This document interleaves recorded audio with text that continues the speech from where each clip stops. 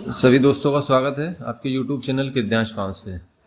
तो दोस्तों, आज की वीडियो में जो हमारे फार्म के जो पशु हैं, जो गाभिन पशु हैं, और किस किस सीमन का हमने उस पर प्रयोग किया है, उसका हम इसमें वीडियो में डिस्कस करेंगे। और ब्रीडिंग कितना ज़रूरी है ये भी हम लोग आपसे इस वीडियो में शेयर करेंगे। तो ये हम लोग के फार्म के एक HF है जिसका पीक मिल्क यील्ड 43 लीटर्स था, और हम लोगों ने इसको ब्रीडिंग के लिए लिया क्योंकि इसका देखिए एक टिट खराब है, लेकिन हम लोगों ने इसको ब्रीडिंग पर्पस के लिए लिया है। और कई लोग कहते हैं कि फर्स्ट लैक्टेशन सेकंड लैक्टेशन में ही सेक्सुअल सीमन का प्रयोग करना चाहिए, लेकिन ये गाय अपने 4th लैक्टेशन में है और ये बायफ के अथर बुल से प्रेग्नेंट है। 5 मंथ इसको हो गया करीब करीब, और अभी भी ये मिल्किंग पे है।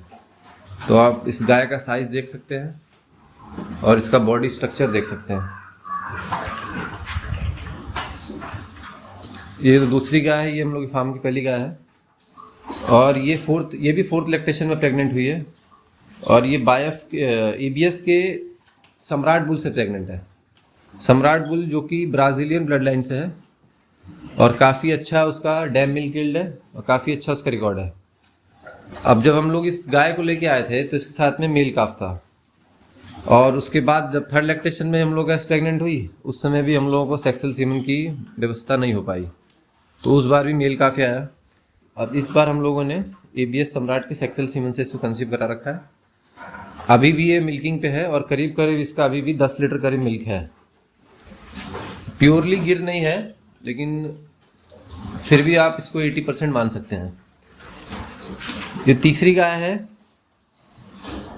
ये 3rd लैक्टेशन में प्रेग्नेंट हुई है अभी, और इसको करीब करीब अभी 2 महीने हुए हैं। इसका हम लोगों ने PD करा दिया है। ये बायफ के करीम के सेक्सुअल सीमन से प्रेग्नेंट है, और पीक मिल्क यील्ड इसका भी 20-22 लीटर रहा है। अभी भी ये करीब 10 लीटर करीब दूध इसके पास है। आगे हम आपको दिखाते हैं, ये हम लोग की फार्म की गिर गाय है, जो डायरेक्टली हम लोग गुजरात से इसको मंगाए थे। और देखिए ये अभी 8वें लैक्टेशन में प्रेग्नेंट है, और 8वें लैक्टेशन में भी हम लोगों ने इसको सेक्सुअल सीमन से प्रेग्नेंट कराया और ये कंसीव हो चुकी है, और इसका भी 6ठा मंथ चल रहा है अभी। ये आपके बायफ के वक्ताशीर बुल के सीमन से प्रेग्नेंट है। अब इसका देख सकते हैं बॉडी स्ट्रक्चर, इसका हम पोजीशन, इसका अडर पोजीशन। अब मेनली ये गाय हम लोगों ने ब्रीडिंग के लिए रखी हुई है। अब आपने अगर फीडिंग अच्छा, बॉडी मेंटेन कर रखा है, फीडिंग अच्छा है आपका, मिनरल डेफिशिएंसी नहीं है पशु में, तो ऐसा कुछ नहीं है। आप लोग 5वें ब्याज 7वें 8वें ब्याज तक भी आप सेक्सुअल सीमन से कंसीव इसको करा सकते हैं। 7वें लैक्टेशन में इसने करीब करीब अपने 3 थनों से 16 लीटर दूध हम लोग के फार्म पे दिया हुआ है। और ये हम लोग के फार्म की एक नॉर्मली देसी गाय है, जो कि ये भी बायफ के वक्ताशीर से प्रेग्नेंट है, और इसका अभी 9वां महीना स्टार्ट हो चुका है। अब देखिए ये अपना अडर खोलना भी शुरू कर चुकी है। और ये हम लोगों ने घर के यूज़ के लिए रखी थी गाय। ये छोटी गाय है, लेकिन तब भी ये 7 किलो 8 किलो तक दूध इससे अपने पहले वाले ब्यात में दिया है। दोस्तों, ब्रीडिंग जो है एक बहुत ही मुख्य विषय है, और ब्रीड आप कर रहे हैं HF में, अगर मेनली कर रहे हैं तो HF में खाली आप सीमन का प्रयोग बुल देख के ना करें। आप बुल का पूरा प्रोफाइल खोलें कि उसका सोमैटिक सेल स्कोर कितना है।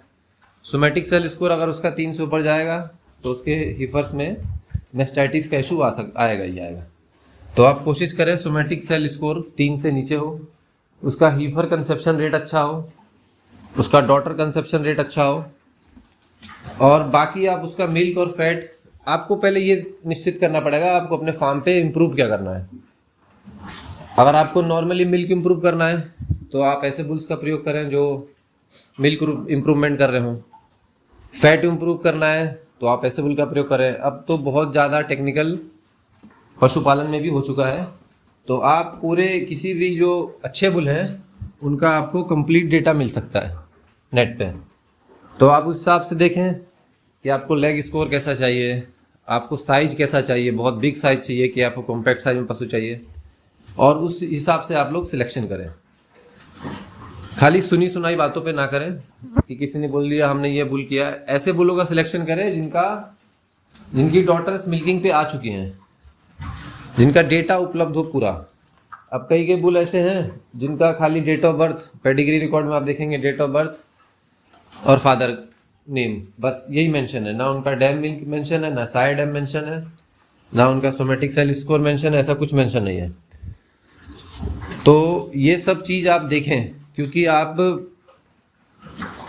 1 साल का समय उसमें आप 9 महीने में आपने अगर गलत सीमन का प्रयोग किया तो आपके 9 महीने तो वो गए जो आपका पशु प्रेग्नेंट है, और उसके बाद वो बच्चियाँ को तैयार होने में करीब करीब 2 साल लगेगा उसको डिलीवरी करने में। तो 2 साल और एक ही आपका लगभग आप 3 साल बैक हो जाएंगे।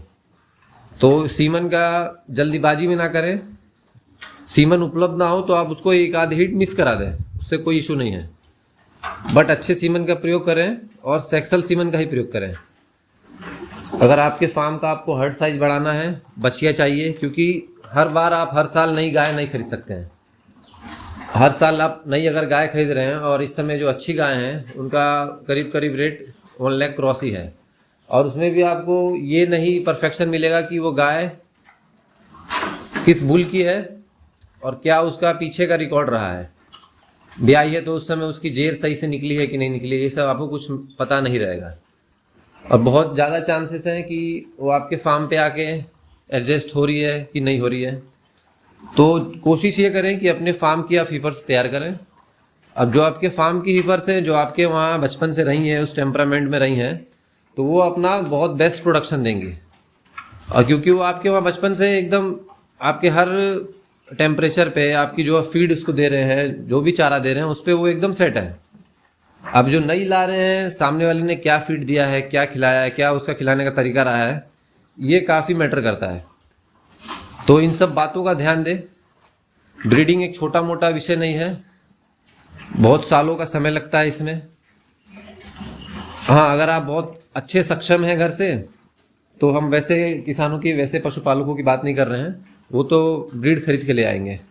लेकिन जो नॉर्मल किसान हैं, जो नॉर्मल पशुपालक हैं, जैसे हमने भी छोटे स्तर से ही स्टार्ट किया है, तो ऐसे पशुपालक ब्रीडिंग करें घर पे, और अपनी खुद की फीमेल, अपनी खुद की हीफर तैयार करें, ताकि आने वाले समय पे वे एक अच्छा उससे प्रोडक्शन ले सकें और एक अच्छा उनको उससे प्रॉफिट हो सके। अब आप एक नई गाय लेते हैं अगर HF की 30 लीटर क्रॉस की, तो एवरेज उसका रेट 1 लाख क्रॉस रहेगा, और वो भी फिर डिपेंड कर रहा है कि वो किस ब्लड लाइन की है और क्या उसके नीचे बच्चा है, क्या मिल्क कैपेसिटी है। और आप अगर हीफर तैयार कर रहे हैं तो हीफर में आपकी 70 से 80 हज़ार कॉस्टिंग आएगी एक हीफर को तैयार करने में, लेकिन वो कॉस्टिंग आपको एक बार नहीं देनी रहेगी, वो आपको धीरे धीरे लगेगा। तो आपको उतना पॉकेट पे भी बर्डन नहीं आएगा, और आपकी देखते देखते वो हीफर भी तैयार हो जाएगी, और वो हीफर जो प्रोडक्शन दे देगी, वो कहीं से भी खरीद के लाई हुई गाय वो प्रोडक्शन नहीं दे पाएगी। तो दोस्तों, आज की वीडियो में बस इतना ही। आप लोगों को यही अपने जो फार्म के कुछ गाभिन पशु हैं, इनका आपको शेयर करना था डेटा। तो आप सभी दोस्तों का नमस्कार, जय श्री राम।